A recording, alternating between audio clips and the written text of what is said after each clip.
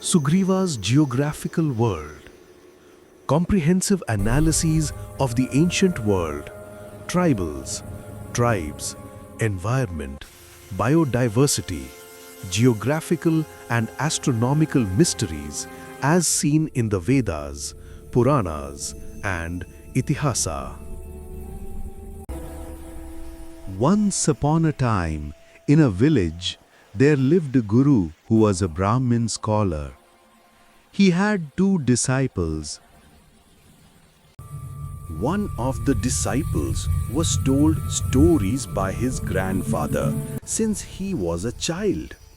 In those stories, he would tell about strange places on earth and about strange animals, monsters, and trees that lived there.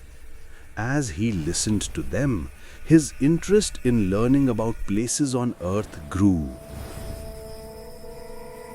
One day, when he was in his middle age, he remembered that. The next day, he mentioned this to his teacher. Then, the teacher, appreciating the disciple's curiosity, told him about all the living beings in the four directions of this earth.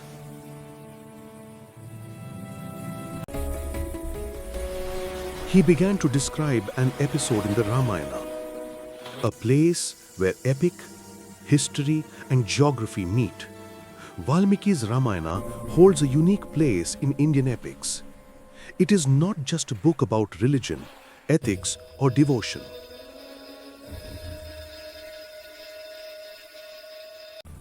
This is a historical documentary that reflects the social, political, and especially geographical conditions of ancient India. In the Kishkindha Kanda of the Ramayana, the monkey king Sugriva sends his army to the four directions, east, west, north, south, to find the whereabouts of Sita. In this context, Sugriva's description of the kingdoms, rivers, mountains, tribes living there, strange creatures and dense forests is called Sugriva's Atlas by modern researchers. There is strong evidence in the Vedas, the Ashtadasa Puranas, Vishnu, Vayu, Skanda Puranas, the Ramayana and the Mahabharata. The Vedas and Puranas not only describe the names of kingdoms, but also the ecosystem of the time, rare plant species, strange animals, and underground mysteries. The geography described by Sugriva in the Kishkindha Kanda of the Ramayana, Sugriva's Atlas, is not just a poetic fantasy. In this documentary, we compare Sugriva's descriptions with ancient Sanskrit texts and analyze the world of that time in more depth. According to the Puranas, the earth is divided into 7 islands. Among them, the Jambu Dvipa is located in the middle. Sugriva's description largely matches the geographical description of this Jambu Dvipa. The earth during the Ramayana period was very different from the earth today.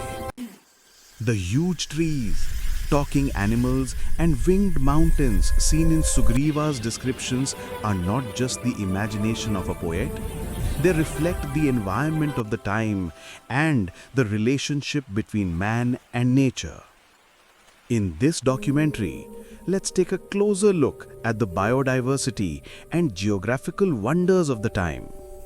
The main purpose of this video is to analyze Sugriva's geographical knowledge from a modern scientific perspective. Are these descriptions from millions of years ago just the imagination of a poet?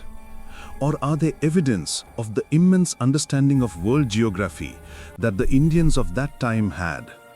The aim of this documentary is to find answers to the questions. Geo-identification of the rivers, mountains and people mentioned by Sugriva on a modern map. Anthropological analysis of the species described as strange humans of that time, and botanical identification of the flora of that time will be discussed in detail in this documentary.